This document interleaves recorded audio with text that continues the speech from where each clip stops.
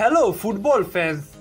2021 সালের এপ্রিলে UEFA champions লিগের বিকল্প হিসেবে ইউরোপের শীর্ষ পর্যায়ের 12টি ক্লাব মিলে বিতর্কিত ইউরোপিয়ান সুপার লিগ নিয়ে আসার ঘোষণা দিয়েছিল।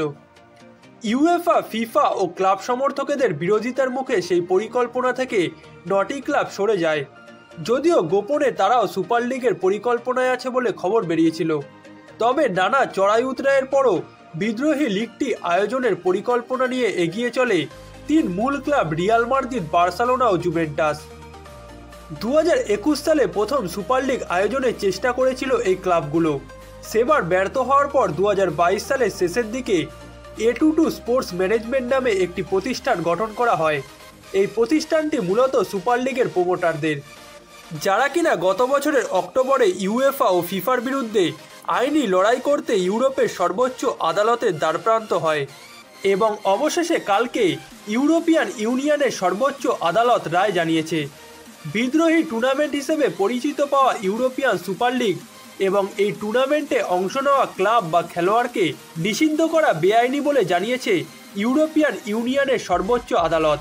আদালতের এই রায়ের পর সুপার লিগের প্রোমোটাররা ঘোষণা দিয়েছে 64টি দল নিয়ে তারা নতুন টুর্নামেন্ট আয়োজন করার পরিকল্পনা করছে।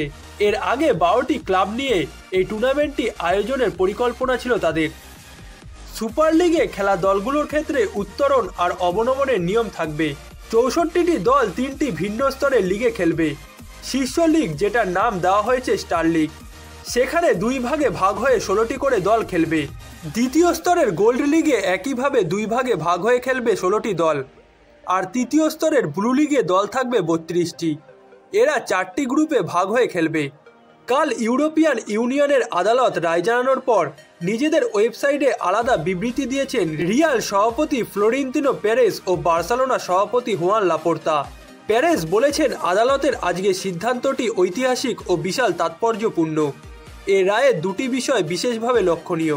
প্রথমত, ইউরোপীয় ক্লাব ফুটবল আর একচেটিয়া থাকবে না, এবং দ্বিতীয়ত, সব ক্লাবই এখন থেকে নিজেদের পরবর্তী করণীয় সম্পর্কে সিদ্ধান্ত নিতে পারবে।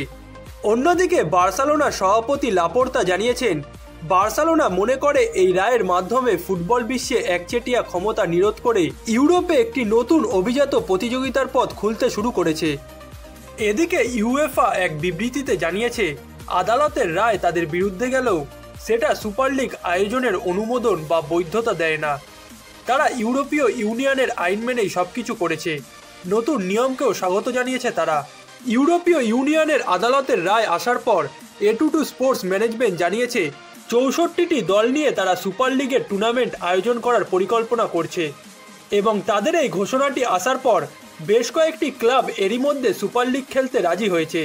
তবে ইউরোপের অনেক বড় বড় ক্লাবগুলো ইউএফা ও ফিফার সঙ্গে সামঞ্জস্য রেখে সুপার লিগ খেলতে রাজি হয়নি, যাদের মধ্যে Manchester city, Manchester United, Tottenham, Chelsea, Atletico Madrid, Bayern Munich, Borussia Dortmund, PSG এবং ইন্টার মিলানের মতো ক্লাবও সামিল রয়েছে।